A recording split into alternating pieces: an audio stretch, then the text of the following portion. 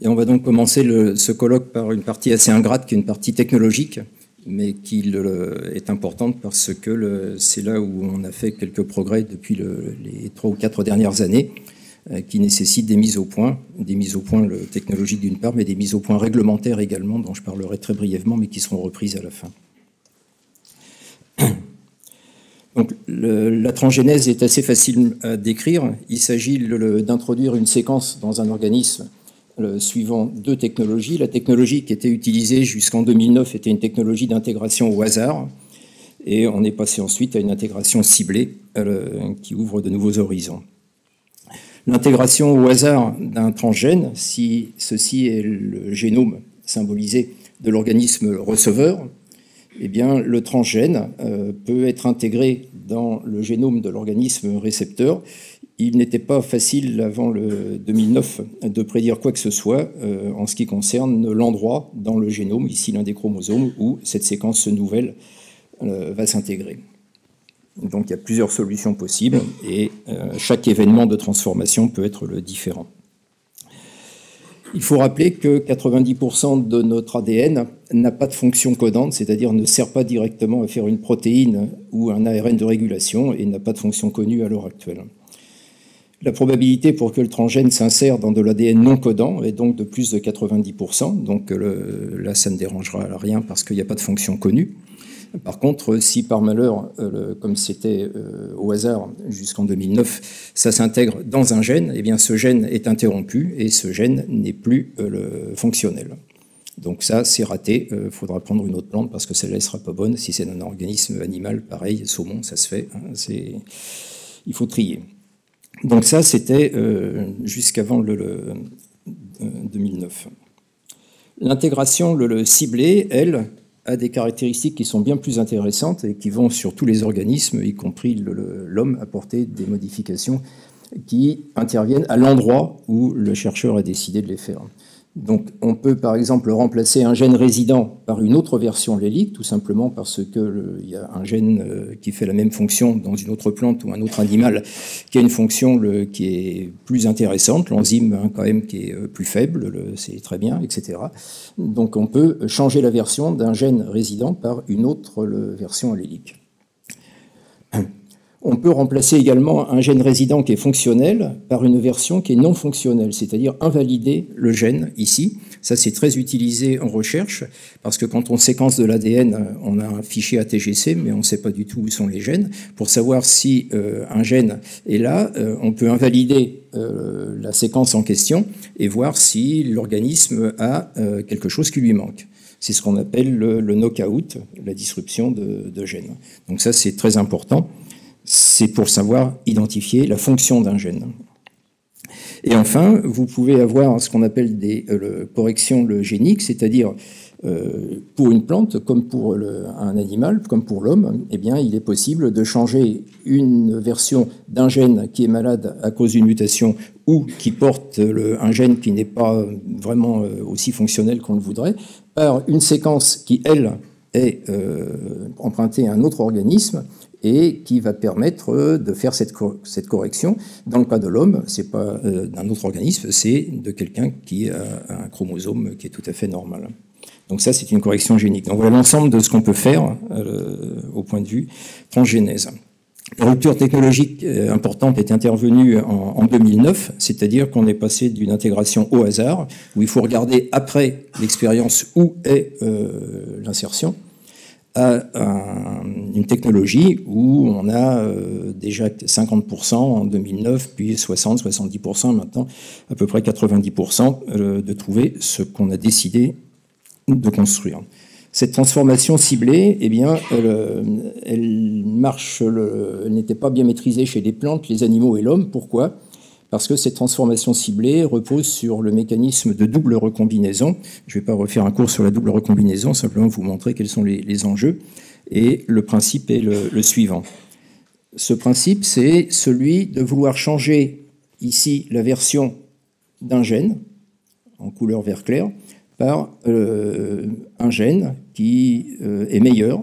C'est pour faire de l'amélioration, ou bien on va le casser si on veut voir quelle était la fonction du gène, mais en principe, maintenant on a d'autres technologies pour arriver à cette identification. Et donc, il s'agit de remplacer ce segment par celui-là. On connaît, il faut bien sûr connaître la séquence complète de ce gène et ce qu'il y a avant et après. Donc pour les organismes qui ont été séquencés complètement, c'est très facile. Et on va construire, dans un premier temps, ce morceau que l'on veut être maintenant le gène résident, flanqué de chaque côté par des séquences qui sont celles du génome résident. Ceci amène à construire ici une molécule d'ADN qui comporte la nouvelle version à intégrer, qui va remplacer celle-ci, et qui est flanquée de deux séquences qui sont parfaitement homologues à 100% avec ce qui déborde à droite et à gauche. Le point délicat, c'est qu'une fois qu'on a mis en présence cette version nouvelle vis-à-vis du génome résident, eh bien rien ne se passe parce que pour qu'il y ait un échange, il faut qu'il y ait des cassures d'ADN. Ces cassures d'ADN, chez les bactéries, ça se fait très fréquemment. Chez les animaux, les plantes et l'homme, ça se fait beaucoup plus rarement. L'efficacité est très faible si on ne fait rien. Et donc cette faible fréquence ici a été un handicap pour les plantes comme pour les animaux. Dans ce schéma ici, là, on voit qu'à la fin, il y a des crossing over qui peuvent être ici intéressants parce que c'est là où on va faire l'échange. Au lieu de lire l'ancienne version, on va monter, lire, intégrer la version nouvelle et redescendre sur la suite du génome. Et ça, eh bien, il faut deux cassures. Et ensuite, on n'a plus rien à s'occuper parce que ça se passe comme sur les autoroutes. Sur une autoroute, quand vous avez un accident qui est déclaré, les voitures balisent le téléphone, comme quoi il y a une portion de route à réparer, et la réparation va être faite. Et il y a toujours ce système dans nos cellules, comme quoi il y a une surveillance. S'il y a une cassure, cette cassure est déclarée et il faut venir la réparer. Il y a un système de réparation qui n'attend que ça. On peut faire quoi? Eh bien, on peut casser l'ADN avec les nouvelles technologies que je vais vous présenter. Il nous faut un ADN correcteur pour modifier quelque chose. Si on ne met rien, eh bien, le système de réparation de la voirie va venir et va boucher avec ce qu'il va trouver sur place. Donc là, on est dans le cas des petites insertions. On va mettre un nucléotide, deux nucléotides, trois nucléotides. Ça sera ce qu'on appelle de la mutagénèse dirigée. Elle n'est pas aléatoire. Le changement du génome interviendra à ce point-là précisément. Simplement, comme il y a le camion de réparation qui arrive, mais qu'il n'a rien dans le camion, eh bien, ça va ici se faire avec ce que l'enzyme va trouver sur place. Par contre, si l'on donne une version modifiée d'un gène résident, là, on aura le changement voulu. Et si on veut mettre un gène étranger à cet endroit-là, eh bien, ce gène étranger va se retrouver intégré à l'endroit où on veut. C'est dans le cas où, et ça peut exister, on veut en même temps enlever la fonction d'un gène parce qu'elle est néfaste pour l'animal ou pour la plante et introduire un gène supplémentaire qui a un intérêt, qu'on trouve une simplification. Il suffit d'insérer le nouveau gène dans celui que l'on veut rendre non fonctionnel.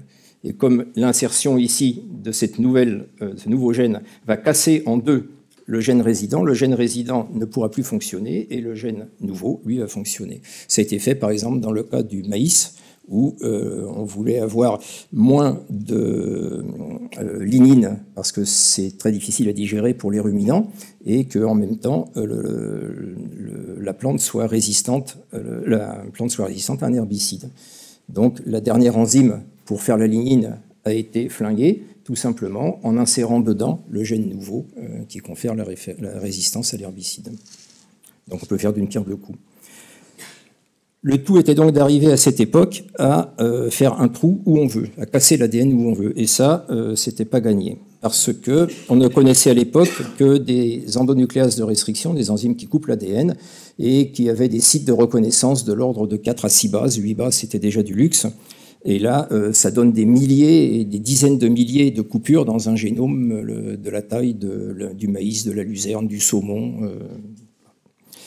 Et donc un certain nombre de systèmes ont été mis au point, les enzymes de restriction de départ dont je vous parlais ici, mais il y a eu des améliorations et c'est de ça que je vais vous parler maintenant. Une enzyme de restriction, ça a deux sites, un site d'accrochage et un site qui coupe l'ADN, symbolisé en rouge ici. Là, c'est la séquence qui va décider si ça se passe ici, ou bien là, ou bien là, ou bien là. Ce qui a été trouvé en 1998 par notre collègue Bernard Dujon à l'Institut Pasteur, au début à GIF, c'est qu'il existait chez la levure des enzymes de restriction qui fonctionnaient avec le même principe, c'est-à-dire un site qui est catalytique et un site d'accrochage, mais que ce site d'accrochage était extraordinairement plus long et qui allait jusqu'à quelque chose qui pouvait aller jusqu'à 20 voire 30 bases. Et là, 20 ou 30 bases, ça vous donne 4 puissance 20 ou 4 puissance 30 combinaisons. Là, on est sûr qu'il n'y a qu'un endroit dans le génome qui correspond, sauf si on est dans une séquence répétée. Et ces méganucléases ont été construites par l'équipe de Bernard Dujon, ont été isolées et construites également. On a essayé pendant un temps des enzymes hybrides où il y a un site de coupure ici, enfin un mécanisme de coupure ici, un site catalytique et un accrochage par un oligo. Ceci n'a jamais très bien marché, les rendements étaient très mauvais et des accrochages qui n'étaient pas si ciblés que ça. La science passe et on trouve quelque chose qui est très intéressant dans un certain nombre d'organismes. Il y a un site de coupure et un nombre de paires de bases d'accrochage qui, là, naturellement, peut être d'une vingtaine. C'était une quinzaine au départ. On a découvert là un nouveau code, qui est le fait que ces protéines qui peuvent s'accrocher sur les molécules d'ADN eh bien, sont constituées de petits polypeptides qui, chacun, ont des acides aminés qui dépassent et qui sont capables de reconnaître les lettres de l'ADN. Et ça, pour moi, c'est aussi fondamental que la règle ATGC découverte par Jim Watson et Francis Crick. Là, c'est un deuxième code qui est le code pour que des protéines s'accrochent sur des bases d'ADN. Pour moi, c'est un prix Nobel qui reste à attribuer parce que c'est fondamental. Le code d'accrochage, c'est un code entre les lettres et les triplets de base qui sont reconnus. Et malheureusement, ce code est un code qui n'est pas ambigu. Une séquence ici ne va reconnaître une séquence de protéines ne va reconnaître qu'un triplet. Par contre, un triplet peut être reconnu par plusieurs séquences, c'est-à-dire que le code est dégénéré. Et ça, eh bien, c'est un handicap très fort parce que il faut construire ces doigts de zinc. C'est de l'assemblage de chimistes. On lie des acides aminés entre eux. Et on construit ce qu'il faut pour reconnaître ces triplets. Le problème, c'est que c'est très long à faire, c'est très difficile et ça revient très cher.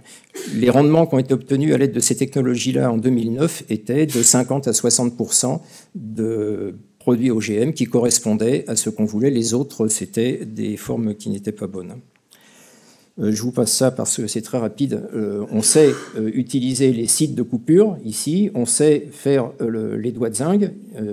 Suivant la séquence sur laquelle on veut arriver à faire la coupure, eh bien, il suffit de mettre les bons acides aminés. Voilà comment ça se passe.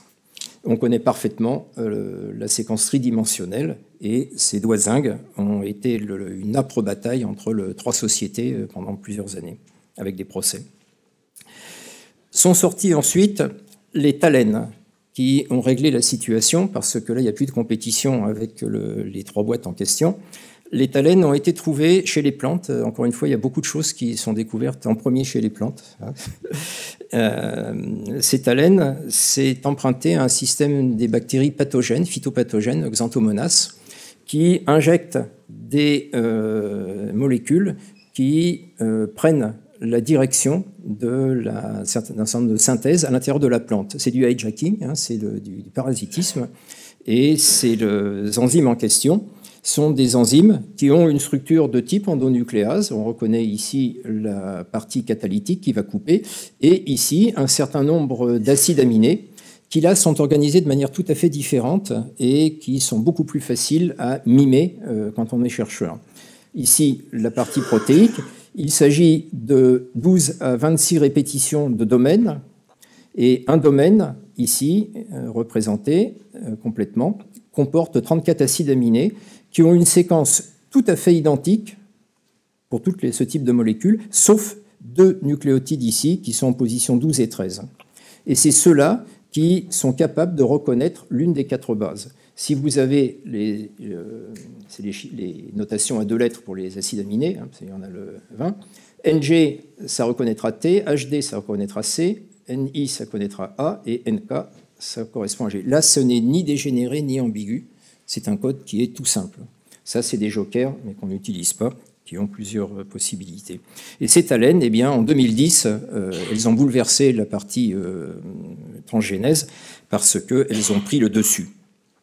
Pas pour longtemps, parce que en 2013, là, quelque chose est arrivé qui est très facile à utiliser, qui se vend en kit.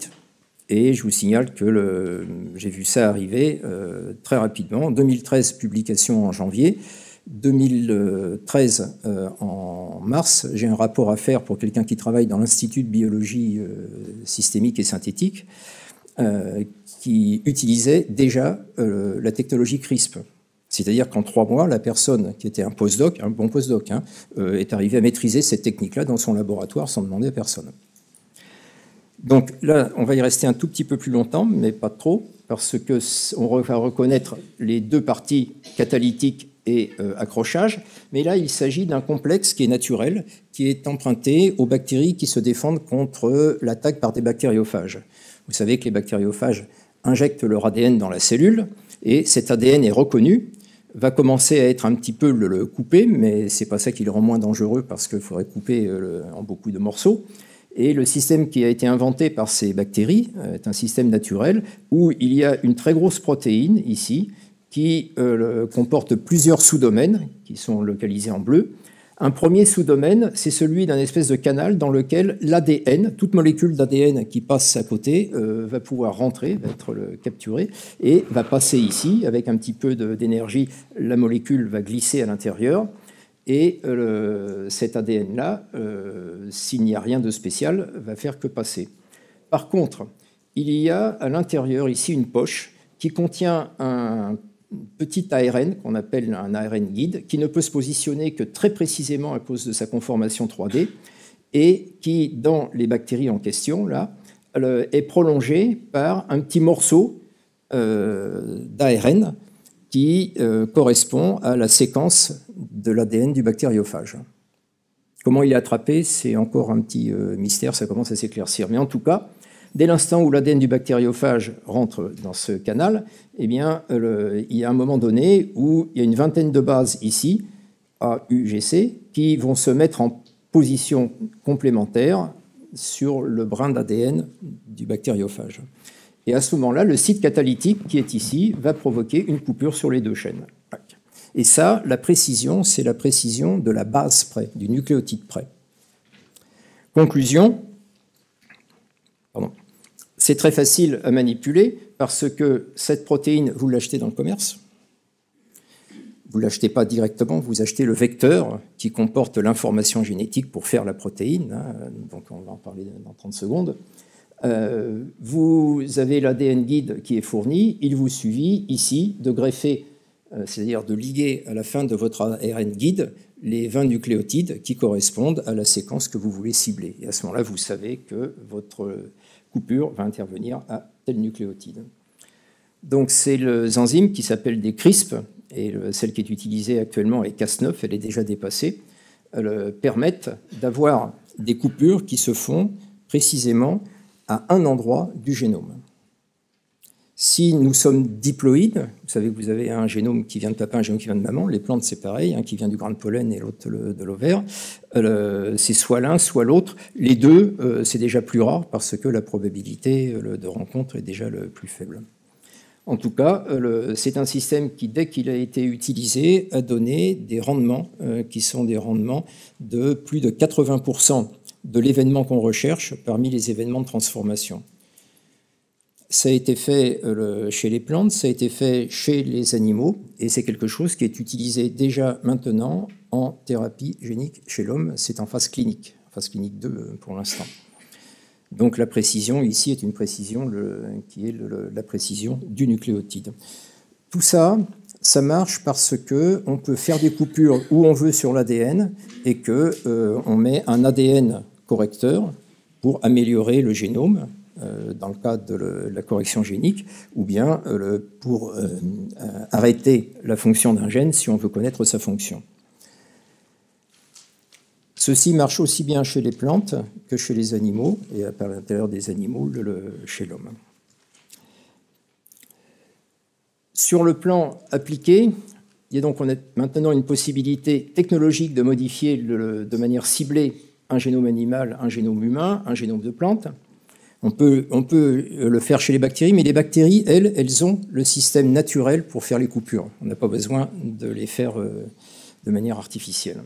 Le point sur lequel je voudrais insister, c'est que les deux vecteurs qu'on utilise, c'est le vecteur qui va amener l'information pour construire la nucléase, CASP, parce qu'elle n'existe pas dans l'organisme que l'on veut le modifier. Donc il y a un vecteur qui amène la séquence d'ADN qui code la protéine CASP, et on a d'autre part un autre vecteur qui va amener la séquence nouvelle que l'on veut introduire, soit séquence étrangère nouvelle pour ajouter un gène, soit une version améliorée d'un gène déjà résident. Ce qui se passe, c'est que ces deux vecteurs-là sont des vecteurs qu'on appelle des vecteurs d'expression. Ils amènent de l'ADN, de l'information, qui est transformée en ARN messager. L'ARN messager va être utilisé par les ribosomes de la cellule hôte pour faire la protéine, mais en aucun cas, cet ADN, qui est dans un vecteur, ne peut s'intégrer dans les chromosomes. Ce n'est pas un vecteur intégratif. Donc, quand le boulot est fait, au fur et à mesure que les cellules vont se diviser, ces vecteurs vont se diluer et vont disparaître. Il ne peut en aucun cas s'intégrer dans le génome. Ce qui fait que, à la fin de ce système, il n'y a plus de vecteur. On a une information qui est échangée à l'endroit qui est désiré, au nucléotide près. À l'heure actuelle, comme je vous l'ai dit, il faut encore un petit peu vérifier, ce sera sur la diapo suivante, mais on peut déjà déduire quelque chose, c'est que quand on reséquence l'endroit pour vérifier que ce qu'on voulait, c'est bien ce qu'on a obtenu au nucléotide près, qu'il n'y en a pas en moins, qu'il n'y en a pas en plus, et que c'est bien au bon endroit, eh bien, il n'y a aucune cicatrice moléculaire. C'est-à-dire que cette nouvelle arrivée, là, n'a rien changé dans tout le génome, sauf à l'endroit où l'expérimentateur l'a décidé. C'est un petit peu la différence pour ceux qui connaissent les systèmes d'éléments mobiles naturels de l'ADN que sont les transposons, où là, dès qu'il y a des mouvements de transposons, on voit qu'un transposon s'est intégré quelque part parce qu'il y a une petite cicatrice. L'événement de recombinaison locale laisse des traces s'il y a des petits nucléotides en plus. Là, ici, il n'y a rien. Donc ça, c'est un avantage pour dire que c'est tout à fait propre. Par contre, c'est quelque chose qui est gênant parce qu'avec cette technologie-là, il n'y a pas de trace moléculaire de l'intervention du chercheur. Ce qui veut dire que quelqu'un peut parfaitement dire « Moi, cette plante-là qui résiste à 3 herbicides, j'ai trouvé dans mon jardin. » Bon, là, ça ne sera pas terrible, mais j'ai trouvé dans une campagne en Amazonie, pourquoi pas, ou à Madagascar. Donc, on ne peut pas prouver qu'un organisme qui présente une nouvelle caractéristique et des découvertes par quelqu'un résulte non pas d'une découverte, mais d'une invention. C'est-à-dire que l'homme y a mis la main.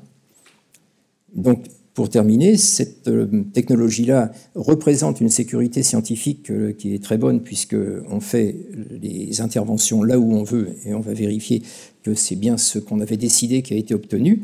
Par contre, il n'y a pas de trace de cette intervention. Le génome qui est séquencé est un génome qui ne montre pas de différence, sauf la région nouvelle. Pour terminer, en ce qui concerne les modifications, on est quand même obligé, même avec les CASP9, de vérifier, parce que, comme je vous l'ai dit, il y a 20 bases qui servent d'accrochage. 20 bases, 4 puissance 20, c'est quand même des combinaisons qui sont plus petites qu'un génome, par exemple, de maïs qui fait 2 gigabases, 8. Donc il y a pas 100% de réussite, on est simplement à 90% à peu près. Il est donc nécessaire de trier parmi les événements de transformation ceux qui ont le ciblage qui a été décidé et non pas ce qu'on appelle un off-target, c'est-à-dire qui est entré à l'extérieur de l'endroit choisi.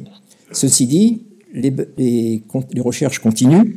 Il y a des CRISP qui ne sont plus à CASP9, mais qui sont à d'autres systèmes bactériens assez voisins, où là, on arrive déjà à voir, jusqu'à, si mes informations sont privées parce que ce n'est pas encore publié, sont de l'ordre de 25, 26, voire 27 nucléotides, où là, on est tranquille.